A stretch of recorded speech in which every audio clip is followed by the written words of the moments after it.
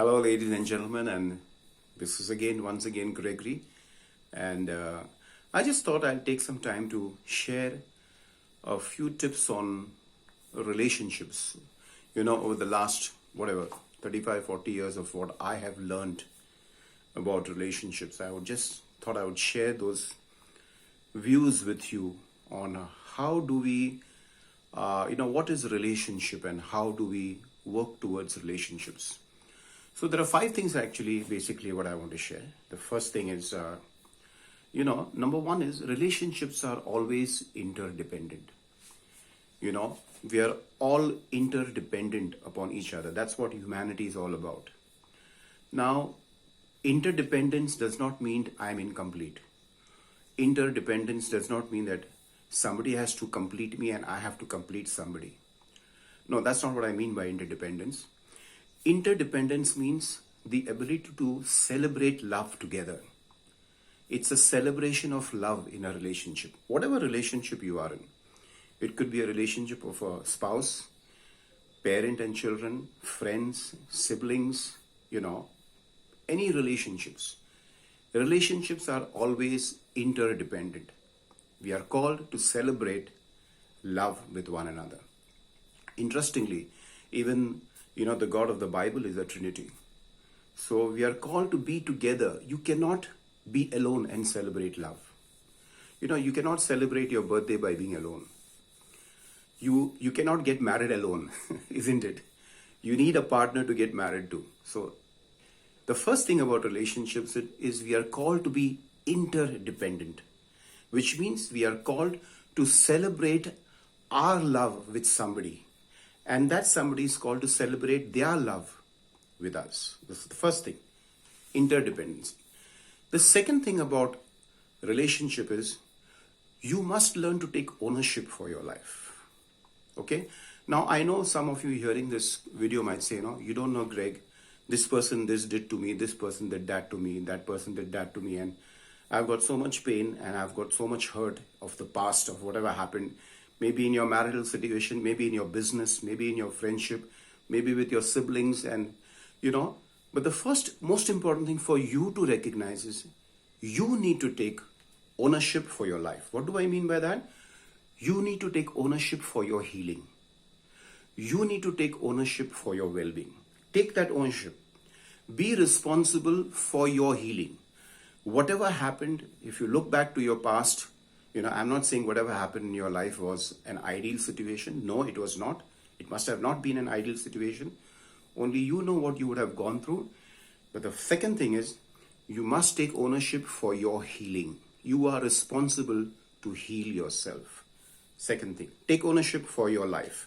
Take ownership for your healing. Take ownership for your happiness. Take ownership for your joy. Take ownership to celebrate your life with somebody. Number two.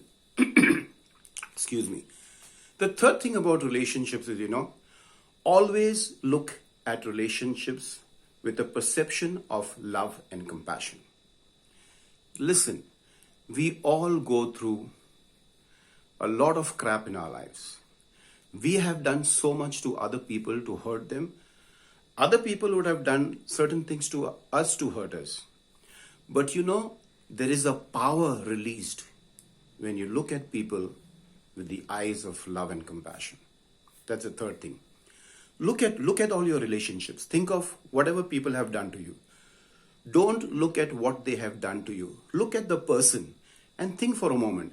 Maybe that person must have gone through some problem in their lives for them to behave the way they behaved. Give them the benefit of doubt. Look at people with love and compassion. I tell you, it is so powerful when you look at the person, not what he has done or what she has done. When you look at the person and think of yourself, that person must have gone through some painful things in their childhood for them to behave the way they have behaved. So look with the eyes of love and compassion. Number fourth, very, very important number fourth, be honest with yourself. Be honest. What do you want in your life? How do you want to celebrate love with a person? How do you want to celebrate your joy with a person? Be honest. What is it that you would like to be treated as? Speak it out. Don't keep shy, don't keep quiet, don't hide it. It is always good to express yourself, especially when you're in a relationship with your spouse. Be honest. How would you like to be treated? Don't tell your spouse, this is what you did, this is what you did, this is what you did, this is what you did. Don't play a victim card. Because when you play a victim card, it is a negative approach that you're taking to relationships. Instead, you can say to your spouse or to your friends, I would like to be loved in this way. Like, for example, sometimes when we are talking, when we are having an argument, we always sometimes say, you're not listening to me. You're not hearing what I'm saying. That's playing a victim card. Instead of saying that, why don't you say, I would like to be heard in this way. When I am saying something, I would like to be heard. That comes to, again, the second point of taking ownership for your life. Take ownership for your life. Don't blame other people. Don't play the victim card, because when you play the victim card, it's a negative response that you will get.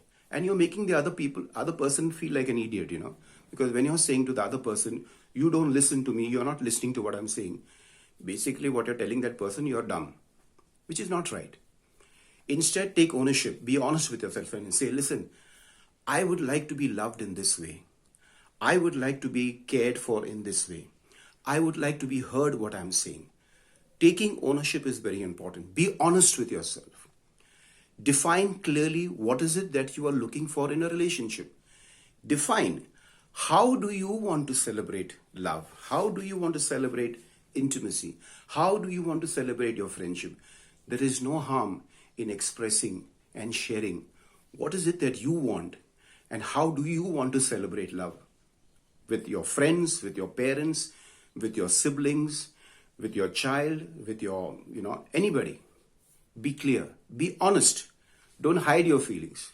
Be honest about what do you want and how would you want to celebrate relationships. And fifth, and the final thing is, always learn to forgive. Forgiveness is a very powerful thing, because when you forgive, you are empowering yourself. You see, the person who forgives is always giving. You are a giver when you forgive. When you forgive, you are actually giving something, a spiritual thing to that person. So be proud when you have to forgive. Be happy when you're forgiving, because you are the one who is giving. Wow, what a wonderful thing that when you are forgiving, you are giving something that empowers you, that gives you the power. You don't become a victim when you forgive. In fact, you celebrate love when you forgive. So these are the 5 things I thought I would share with you. I trust it will help you in your relationships and how you look at relationships and your perspective to relationships, because that is what I teach and I do in my coaching program. I help people to create a new perspective to their lives towards situations, circumstances, people, and yes, even looking at their lives from a different perspective of the roles that they play in the journey of their lives. I hope this has been beneficial to you. Have a good day and God bless.